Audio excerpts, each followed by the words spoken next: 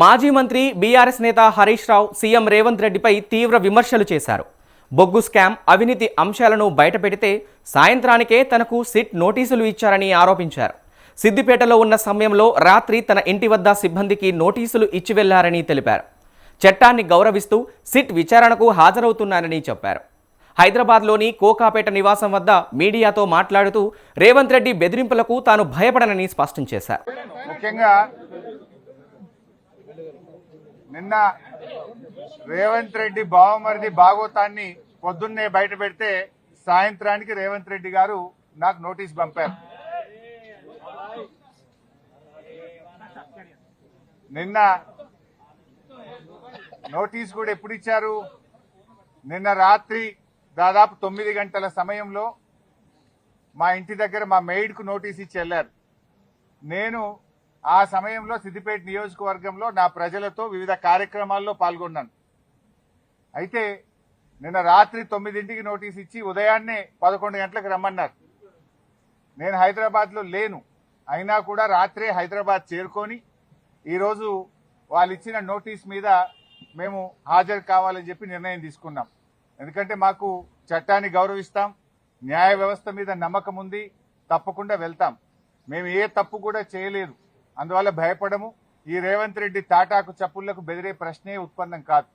ఎందుకంటే ఇలా రేవంత్ రెడ్డి మాకు తెలుసు, నిన్న ఆయన బావమర్ది భాగవతాన్ని పొద్దున బయట పెడితే సాయంత్రానికి నోటీస్ పంపిండు. ఆ భాగవతం మీద కనీసం ఒక్క మంత్రి గాని ప్రభుత్వం నుంచి స్పందన కూడా లేదు. ఎందుకంటే మేము అన్ని ఆధారాలతో నిజాలు బయట పెట్టినాం కనుకనే ఆ సమాధానం లేక డైవర్షన్ టాక్టిక్స్ కోసం ఈ నోటీస్ పంపిండని అర్థమైతా ఉంది.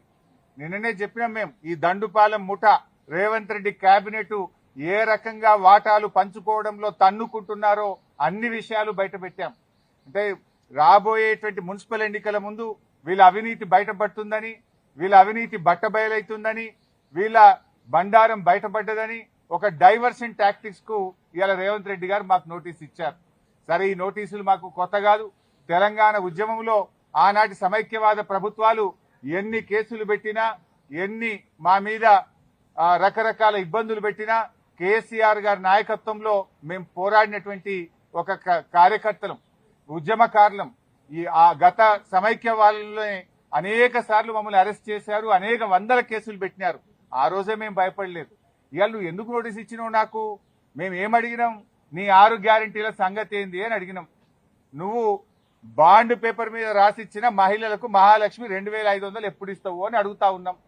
నువ్వు అవ్వా తాతలకు 4000 పెన్షన్ ఎప్పుడు ఇస్తావు అని అడుగుతా ఉన్నాం. నీ యొక్క అక్రమాలు, నీ బొగ్గు కుంభకోణము, నీ పవర్ కుంభకోణము, నీ హిల్ టీపీ ఇండస్ట్రీస్ కుంభకోణము, నీ భూ కుంభకోణాలు అసెంబ్లీ వేదికగా, ప్రజా వేదికగా ఎప్పటికప్పుడు నిన్ను ప్రశ్నిస్తా ఉన్నాం. సో నీ కుంభకోణాలు బయటపడుతున్నాయి. నీ వాటాల పంచాయతీలు స్వయంగా మంత్రులే ఒకరి మీద ఒకరు బయట పెట్టుకుంటుంటే నీ పరువు పోతుందని, నీ వాటాల విషయం ప్రజలకు అర్థమవుతుందని డైవర్షన్ కోసం ఈ నోటీసులు ఇస్తున్నావు. మాకు తెలియదా? ఇవాళ కృష్ణా నీళ్లను ఆంధ్రాకి అప్పచెప్తున్నావు. అదేవిధంగా గోదావరి నీళ్లను ఇవాళ చంద్రబాబు నాయుడు గారి ప్రభుత్వం, ఆంధ్రప్రదేశ్ ప్రభుత్వం గోదావరి నీళ్లను మళ్లించి మరి బనకచెర్లకు, నల్లమల్ల సాగర్ తీసుకుపోతుంటే నీ చేతగాని తనాన్ని ఎప్పటికప్పుడు నిలదీసింది బీఆర్ఎస్ పార్టీ, ప్రశ్నించింది బీఆర్ఎస్ పార్టీ. నీ యొక్క బండారాన్ని బయటపెట్టింది బీఆర్ఎస్ పార్టీ. సో నువ్వు అచేతనం అయిపోయినావు. నీదంతా బయటపడిపోతా ఉంది కనుక ఈ డైవర్షన్ టాక్టిక్స్ చేస్తున్నావు. మాకు తెలియదా? నువ్వు ఎన్నికలకు ఈ డ్రామాలు ఆడుతుంటావు. పంచాయతీ ఎన్నికల ముందు అప్పుడేమో మా కేటీఆర్ గారికి నోటీస్ ఇస్తావు.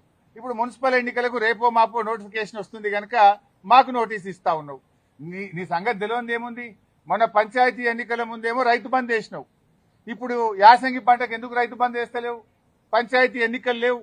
కేసీఆర్ గారు ఎప్పుడైనా డిసెంబర్ నుంచే రైతు బంద్ స్టార్ట్ చేసిండు. జనవరి అయిపోయినా రైతు బంద్ పట్టలేదు. పంచాయతీ ఎన్నికల ముందేమో బతుకమ్మ చీరలు ఇచ్చినావు, మహిళలకు వడ్డీ లేని రుణం ఇచ్చినావు, రైతు బంద్ ఇచ్చినావు. ఇప్పుడు మున్సిపల్ ఎన్నికలు వచ్చినాయి, ఊర్లో నిడిచిపెట్టిండు, రైతు బంద్ ఎగ్గొట్టిండు. ఇప్పుడు ఇయాలటి నుంచి పట్టణాల్లో బతుకమ్మ చీరలు వస్తారట, ఇయాలటి నుంచి పట్టణాల్లో మహిళలకు వడ్డీ లేని రుణం ఇస్తారట. ఇగో ఇవాళ మాకు ఈ నోటీస్ ఇచ్చి మమ్మల్ని ఎంగేజ్ చేసే ప్రయత్నం. అంటే పొలిటికల్ గా బీఆర్ఎస్ పార్టీ థ్రెట్ గా ఆయన ఫీల్ అవుతా ఉన్నాడు. పంచాయత్ ఎన్నికల్లో రేవంత్ రెడ్డి అంచనాలు తప్పినాయి. 40% సర్పంచులు గెలిచి బీఆర్ఎస్ పార్టీ అద్భుతమైన విజయాన్ని సాధించింది. దాంతో ఆయనకు దిమ్మ తిరిగిపోయింది. ఈ మున్సిపల్ ఎన్నికల్లో కూడా మళ్ళీ బీఆర్ఎస్ పార్టీ బలమైనటువంటి ప్రత్యర్థిగా ఉంది కనుక ఈ డ్రామాలన్నీ షురూ చేసిండు. చీరలు పంచి ఎన్నికలు వచ్చినాయి కనుక చీరలు పంచుతా, వడ్డీ లేని రుణం పంచుతా అని డ్రామాలు స్టార్ట్ చేసిండు. మాకు ఈ నోటీస్ ఇచ్చి ఫోన్ ట్యాపింగ్ కేసులో ఏదో ఉంది అనేటువంటి ఒక క్రైమ్ సినిమా సీరియల్ లెక్క నడుపుతా ఉన్నాడు. 2 ఏళ్ల నుంచి డ్రామాలు ఆడుతున్నావు. ఆల్రెడీ నువ్వు గతంలో నా మీద ఫోన్ ట్యాపింగ్ కేసు పెడితే హైకోర్టు కొట్టేసింది, సుప్రీంకోర్టు కూడా కొట్టేసింది. నీ చెంప చెల్లుమనే విధంగా తీర్పు ఇచ్చింది. నువ్వు పెద్ద పెద్ద అడ్వకేట్లను, రాష్ట్ర ప్రభుత్వ డబ్బులను, కోట్లాది రూపాయల డబ్బులు ఖర్చు పెట్టి పెద్ద పెద్ద న్యాయవాదులను పెట్టినావు నా మీద. ఎంత పెద్ద న్యాయవాదులను పెట్టినా న్యాయం నా వైపు ఉంది గనక, మేం తప్పు చేయలేదు గనక, ధర్మం మా వైపు ఉంది గనక హైకోర్టులోకి మేము గెలిచాం. సుప్రీంకోర్టు కూడా నీ చెంప చెల్లుమనే విధంగా నువ్వు స్పెషల్ లీవ్ పిటిషన్ వేస్తే కూడా కొట్టివేసింది. న్యాయం నిలబడ్డది, ధర్మం నిలబడ్డది. అయినా నువ్వు మళ్ళీ పిలుస్తున్నావు. సుప్రీంకోర్టే కొట్టేసి ఇంకా మళ్ళీ పిలుచుడేంది డ్రామా? ఏంది డ్రామా? ఎన్ని రోజులు ఈ డ్రామా నడుపుతావు? 2 సంవత్సరాలు దాటిపోయింది. అంటే ఒక కంటిన్యూస్ గా ప్రజల్ని ఎంగేజ్ చేయాలని, మీడియాను డైవర్షన్ చేయాలని, ప్రజల అటెన్షన్ డైవర్షన్ చేయాలని నువ్వు ఎంత డైవర్షన్ చేసినా నేను ఇడవం. నీ బొగ్గు కుంభకోణం గురించి నిలదీస్తూనే ఉంటాం. నువ్వు ఆంధ్రాకు అమ్ముడు పోయిన విధానాన్ని నిలదీస్తూనే ఉంటాం. ఎల్టీపీ పాలసీ ఇండస్ట్రీ కుంభకోణం గురించి నిలదీస్తూనే ఉంటాం. నీ పవర్ స్కామ్ గురించి నిలదీస్తూనే ఉంటాం. నీ యొక్క అవినీతి బాగోతాలు అన్ని కూడా బయట పెడుతూనే ఉంటాం. 6 గ్యారంటీల కోసం తెలంగాణ ప్రజల పక్షాన నిన్ను ప్రశ్నిస్తూనే ఉంటాం, నిలదీస్తూనే ఉంటాం. నేను ఈరోజు బీజేపీ కిషన్ రెడ్డి గారికి కూడా ఒక లేఖ రాస్తా ఉన్నా. కిషన్ రెడ్డి గారు, మీరే కేంద్ర బొగ్గు గనుల శాఖ మంత్రి. సింగరేణిలో 49% కేంద్ర ప్రభుత్వానికి వాటా ఉంది. సింగరేణిలో జరిగిన అవినీతి కుంభకోణాల గురించి నిన్న మీడియా సాక్షిగా బయటపెట్టినా. ఈ రోజు నీకు కూడా లెటర్ రాస్తా ఉన్నా. నువ్వు ఒకవేళ రేవంత్ రెడ్డితో కుమ్మక్కు కాకపోతే వెంటనే సిబిఐ విచారణకు నువ్వు ఆదేశించాలని చెప్పి కిషన్ రెడ్డి గారిని డిమాండ్ చేస్తూ I'm writing A open letter to Kishan Reddy. Kishan Reddy గారు, నేను అన్ని ఆధారాలు ఇవ్వడానికి సిద్ధంగా ఉన్నా. రేవంత్ రెడ్డి బావమరిదే ఈ యొక్క కుంభకోణాన్ని ఎట్లా నడిపాడు, ఎట్లా ఈ టెండర్లన్నీ రింగు చేశాడు, మరి కోల్ ఇండియాలో గాని, అదేవిధంగా వెస్టర్న్ కోల్ ఫీల్డ్స్ లో గాని, గతంలో సింగరేణిలో గాని ఎప్పుడైనా -10 నుంచి -20 టెండర్లు పోతుండే. ఈ సైట్ విజిట్ సర్టిఫికేట్ పెట్టిన తర్వాత మరి ఎవరెవరు టెండర్లు వేస్తున్నారో తెలిసి రేవంత్ రెడ్డి బావమరిది ఆ కాంట్రాక్టర్లను బెదిరించి వాళ్ళు ఏ రకంగా ప్లస్ టెండర్లు, ఆయన పొందిండు టెండరు, ఆయన ఎవరనుకుంటే వాళ్ళకి టెండర్ వస్తుంది, ఎవరనుకుంటే వాళ్ళకి సైట్ విజిట్ సర్టిఫికేట్ వస్తుంది. 9E బ్లాక్ ఒక్కటే రద్దు చేయడం కాదు, ఈ టెండర్లు రద్దు చేయాలి. దీని మీద సిబిఐ విచారణ జరపాలని నేను నిన్న డిమాండ్ చేసిన. ఇలా వ్రాతపూర్వకంగా కూడా కిషన్ రెడ్డి గారికి I'm writing A open letter. దీని మీద వెంటనే బీజేపీ స్పందించాలని, నిజానిజాలు బయటకు తీయాలని, ఈ దొంగల్ని అరెస్ట్ చేయాలని, ఈ అవినీతి సొమ్మును కక్కించాలని, ఈ రాష్ట్రానికి సింగరేణి కార్మికులకు జరుగుతున్న నష్టాన్ని మరి బయటకు తీయాలని చెప్పి మేము డిమాండ్ చేస్తా ఉన్నాం. ఎందుకంటే సింగరేణి డబ్బుతో రేవంత్ రెడ్డి ఫుట్బాల్ ఆడుతున్నాడు. 100 కోట్ల రూపాయల సింగరేణి డబ్బులను తన షోకుల కోసం ఖర్చు పెడుతుంటే ఎందుకు కిషన్ రెడ్డి గారు మౌనంగా ఉంటున్నారు? ఎందుకు బీజేపీ మౌనంగా ఉంటుందని కూడా నేను ప్రశ్నిస్తా ఉన్నా. అన్ని బయటకు రావాలంటే సిబిఐ విచారణ జరపాలని డిమాండ్ చేస్తున్నాం. సో మేము తప్పు చేయలేదు. నిన్న రాత్రి నోటీస్ ఇచ్చినా, రాత్రే హైదరాబాద్కు వచ్చినాం. ఈ రోజు న్యాయ వ్యవస్థ మీద గౌరవం ఉంది, చట్టాన్ని గౌరవిస్తాం కనుక వారు చెప్పిన సమయం ప్రకారం మేము హాజరవుతున్నాం. సమయం తీసుకునే అవకాశం ఉంది, కానీ మేము తప్పు చేయలేదు, మేము భయపడాల్సిన అవసరం లేదు. ఏ రకంగా కూడా ఈ కేసుతో మాకు సంబంధం లేదు. ఇది ఒక అక్రమ కేసు. కేవలం బురద జల్లాలని, రాజకీయాలను డైవర్ట్ చేయాలని, అటెన్షన్ డైవర్షన్ కోసం రేవంత్ రెడ్డి ఆడుతున్న ఒక సిల్లీ డ్రామా ఇది. రేవంత్ రెడ్డి రాజకీయాల కోసం చేస్తున్నటువంటి ఒక డ్రామా సీరియల్ లాంటిదే తప్ప ఇందులో ఎక్కడ కూడా నిజం లేదు. అందువల్ల మేము ఎక్కడ భయపడం. ఎన్నిసార్లు పిలిచినా వెళ్తాం, ఎక్కడికైనా వెళ్తాం. ఇప్పటికే హైకోర్టు, సుప్రీంకోర్టు ఈ ఫోన్ ట్యాపింగ్ కేసులో రేవంత్ రెడ్డి నన్ను ఇన్వాల్వ్ చేయాలని ఎన్ని ప్రయత్నాలు చేసినా హైకోర్టు కొట్టేసింది, సుప్రీంకోర్టు కొట్టేసింది. మళ్ళీ కొత్త డ్రామా పెట్టిండు. మాకు తెలుసు కేటీఆర్ గారిని ఎట్లా ఇబ్బంది పెట్టిందో మాకు తెలుసు. మా నాయకులందరినీ కూడా ఏ రకంగా ఇబ్బంది పెట్టినారో తెలుసు. నన్ను కూడా దాంట్లో భాగంగానే ఇబ్బంది పెడుతున్నావు.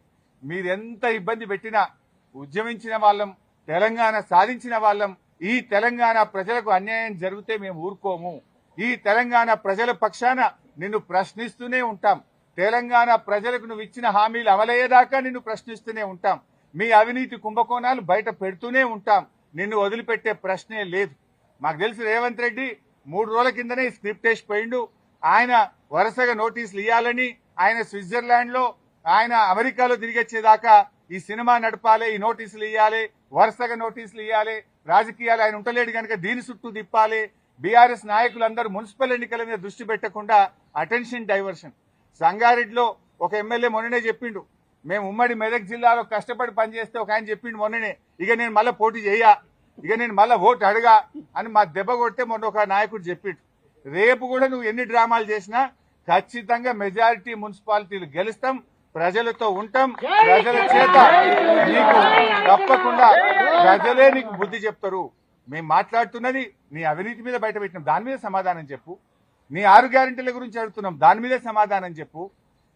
సంబంధం లేని కేసుల్లో మమ్మల్ని పిలిచి ఈ డ్రామా ఆడుతున్నావు, ఆడు ఎంతకాలం ఆడతావో, నీకు సమయం దగ్గర పడ్డది, ప్రజలే నీకు తగిన గుణపాఠం చెప్తారు. తప్పకుండా మేము న్యాయపరంగా ఎలాంటి అవకాశాలు ఉన్నాయో న్యాయపరంగానే ఈ కేసును మేము ఎదుర్కొంటాం. Thank you.